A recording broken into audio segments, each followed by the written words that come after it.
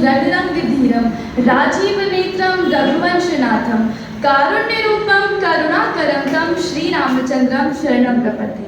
श्री रामचंद्र जी की वंदना करते हुए मैं आदि कवि भक्त शिरोमणि तुलसीदास जी को प्रणाम करती हूँ। मैं आराध्या तिवारी नीरज पब्लिक स्कूल की छात्रा यहाँ उपस्थित निर्णायकगण एवं प्रबुद्धजन को सादर नमन करती हूँ और तुलसी जयंती की हार्दिक शुभकामनाएं देती हूँ। मैं रामायण प्रचारक समिति के आयोजकों को नमन करते हुए धन्यवाद देती हूँ कि उन्होंने तुलसीदास जी मेरे दृष्टि में विषय पर हमें हमारे विचार प्रस्तुत करने का सुनहरा अवसर प्रदान किया। साथ ही मैं उन्हें यह भी बताना चाहती हूँ कि उनके इस आयोजन से तुलसीदास जी व उनके महाग्रंथ रामचरितमानस एवं उनके आदर्श पात्रों के विषय में अध्ययन व मंथन के द्वारा हम छात्रों के मन में उन्हें अधिक गहराई से जानने की उत्कंठा जागृत हुई। साथ ही उन्हें नए नजरिए से देखने का अवसर प्राप्त हुआ। इसके लिए हम आपके हृदय से आभारी हैं। महाकवि तुलसीदास मेरी दृष्टि में यह विषय जितना सरल प्रतीत होता है उतना ही गहन व व्यापक भी है, क्योंकि वे केवल एक कवि नहीं, एक युगदृष्टा, समाज सुधारक और आध्यात्मिक चिंतक भी थे। तुलसीदास जी हिंदी साहित्य के ऐसे अमर रचनाकार थे जिन्होंने अपनी लेखनी से न केवल हिंदी साहित्य को समृद्ध किया बल्कि भारतीय संस्कृति, धर्म और भक्ति को जन जन तक पहुंचाया। तुलसीदास जी किसी परिचय के मोहताज नहीं, परंतु मैं अपनी सीमित बुद्धि व वाणी से उनके विषय में कुछ कहना चाहूँगी। तुलसीदास जी का बाल्यकाल बड़े ही संघर्ष में बीता। जन्म लेते ही उनके माता पिता ने उनका परित्याग कर दिया। अनाथ तुलसीदास का लालन पालन दासी चुनिया ने किया, परंतु 5 वर्ष पश्चात उनकी मृत्यु हो जाने पर तुलसीदास जी को 15 वर्ष तक संघर्ष करना पड़ा। जा पर कृपा राम की होई, ता पर कृपा करें सब कोई। अर्थात जिस पर श्री राम की कृपा होती है उस पर सभी कृपा करते हैं। तुलसीदास जी के इन पदों के अनुसार उन पर श्री राम की विशेष कृपा थी। इसी कृपा के कारण स्वामी नरहरि दास ने उन्हें अपना शिष्य बनाया और शिक्षा दी। तुलसीदास जी बड़े ही कुशाग्र बुद्धि के थे। उन्होंने सारे वेदों का अध्ययन बड़ी ही शीघ्रता से किया। उन्हें अपनी पत्नी के प्रति बड़ी ही आसक्ति थी।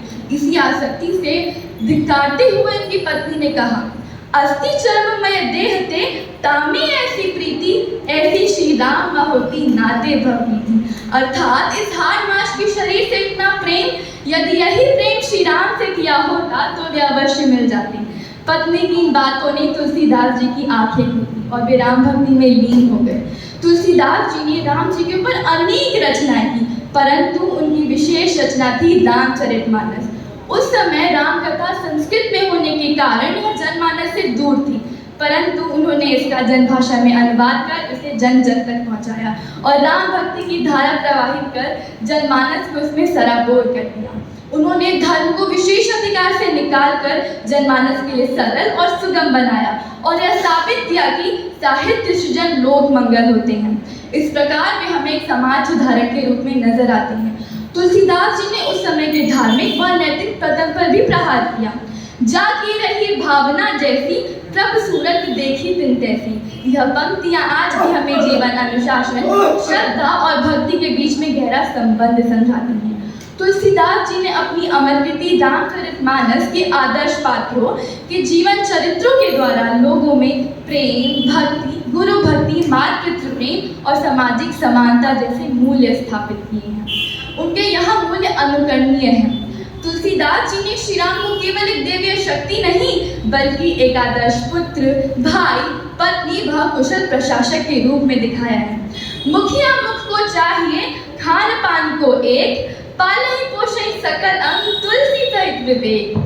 इन पंक्तियों के माध्यम से उन्होंने श्री राम जी को मुख के समान प्रजापाल बताया है और सभी प्रशासकों व मुखियों को ऐसे ही आचरण से विवेकपूर्ण कार्य करने की सलाह दी है।